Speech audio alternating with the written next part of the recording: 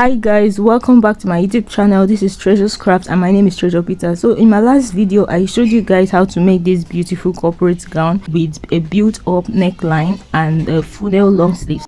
So I told you guys I was going to show you how to fix the invisible zipper because it was demanded by one of my subscribers. So in this video I'll be showing you how to fix the invisible zipper. Meanwhile, if you've not watched that video, I'm going to drop the link on my description box so that you go ahead to watch it. I could not get the exact color of the material for my zip, but since it's actually an invisible zip, it doesn't matter because it's going to hide it. So I first placed the zip in order to determine where I'm going to start joining my zipper allowance from. So I came down after the zip by 1 inch, but I'll advise that you come down after the zip by 2 inches. The reason why I use 1 inch is because of the built-up neckline. The invisible zip was not that long, so I wanted it to go down more. So this was what I had after I was done joining it. So I'll advise, as a beginner, please go ahead to your ironing board to iron it very well. Iron your zipper allowance part very well. So after that, I went ahead to mark my zipper allowance at the front part, the good part of the material. This is just so that I will know where I'm going to place the exact point. So my zipper allowance was actually 1.5 inches, so I went ahead to mark 1.5 inch from the up part to where my joining stops. So do the same thing so that you will know where your zip is going to end, so you will not eat into other allowance or you will not take lesser of the allowance needed. So this was it after I was done marking it, and this is our zip. If you check your zip, you notice the front part and the other back part. So the front part is the invisible part, and that's the place how you are going to place it. You're going to be placing it on the front part. So I was just trying to show you guys how to place it. When you open it, that means you're going to reverse it. You're going to just turn it over to the other side so that at the end the zipper part is going to be hiding with your zipper allowance. I hope you understand. So at this point you have to fold it into the end part. This is the top part of the zip, that top iron part that doesn't allow your zip to go out when you zip it up.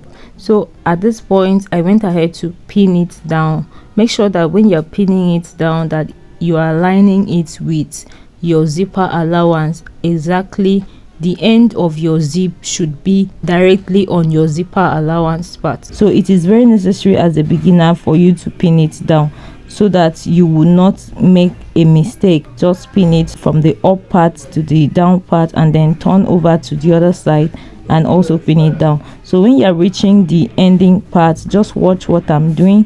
When I'm reaching this ending part, I had to cross it inside.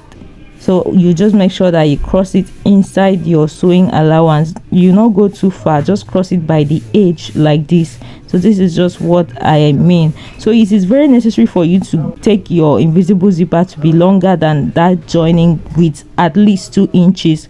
The reason why I use 1 inch is because of the way my gown is high neck and my invisible zipper was not too long. So I'm just going to see how I will manage it. So after crossing it, see how I'm crossing it to this other part.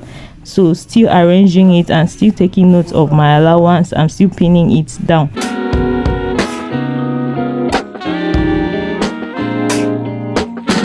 This was what I had after pinning it down from the top to the down, and I also pinned the other side down. So guys, it's now time to sew our invisible zipper. I am using my manual sewing machine. So you first unpin your zip and just sew it casually.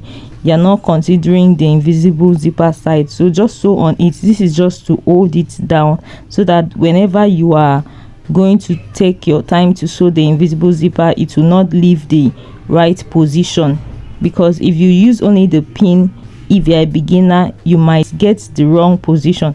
So after that, you're going to still cross it down. Make sure to pass the joining part, and like I told you before, if you go down with your invisible zipper by 2 inches, passing the joining side will not be hard for you. So after reaching this other end, just go ahead and cross it. Just open it up to this other part. I hope you can see what I'm doing. Just open it up and then start sewing again on this other part. but you have to sew at least ½ inch before the joining of your zip allowance. So I went ahead to just continue sewing it up just like I did to the other side, and this is just the first casual sewing before we'll now take our time to sew the main invisible zip. So this is, I feel this is the best method to use as a beginner so that you get your perfect invisible zipper at the end. So notice how I'm folding in that iron part to align with my neckline. So this is what I had after I was done doing it. So this second part, we are going to take time because you are going to be sewing at the very edge, just at the side of the zip, I think the teeth of the zip, just at the edge. You're not going to enter into the zipper part, but you're just sewing. If you check your zipper invisible zip, you see a tiny space, and that space is just for sewing. So you're just going to take your time and use your needle, use your machine to cross that part straight. So this point is a time where you have to be very careful, because if your thread enters, if your needle enters, penetrates through the other side, it will affect your zip. Your zip can get bad, or it will not allow it to zip well. So at this point you have to be very careful while sewing. So just take your time. This is the part where you have to take your time, and because if you don't make it to be at that tiny line, your zipper is going to show, your invisible zip is going to show, and it will not be an invisible zip anymore if it shows. But then after that, see, the problem now is that I did not come down with my zip with up to 2 inches. So there is a problem now. I'm just trying to see how I can manage to solve this problem. And the reason why I didn't come down with up to 2 inches is because of the length of my zip.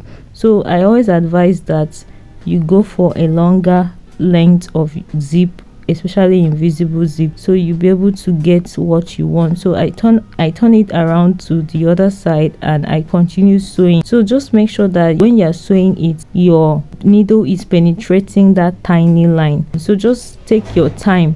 There's no need to rush at this point, because if you rush, you're going to make a mistake. It's either you're going to sew it on the iron part, or you're going to sew it too far away from the part where you're supposed to sew, and it will not look neat. At the end of the day, it will not give you what you intended to achieve. So guys, that is just all for making this invisible zip. So this is what I had after I was done sewing it. So the next thing I'm going to just do is to zip it up to show you guys how it came out. See, if you notice how it is, you're going to take out the mouth of your zip and just take it out to the other side and bring it down, and then drag it out and zip it up. So this is what I had, and this is just it. I'll just go ahead to zip it up to show you guys what I have. So if you notice that our joining aligns, so your joining always needs to align, because if it doesn't align, it will not look very neat. So your joining should always align. So I went ahead to just zip it up to the end. After zipping it up to the end, this was what I had.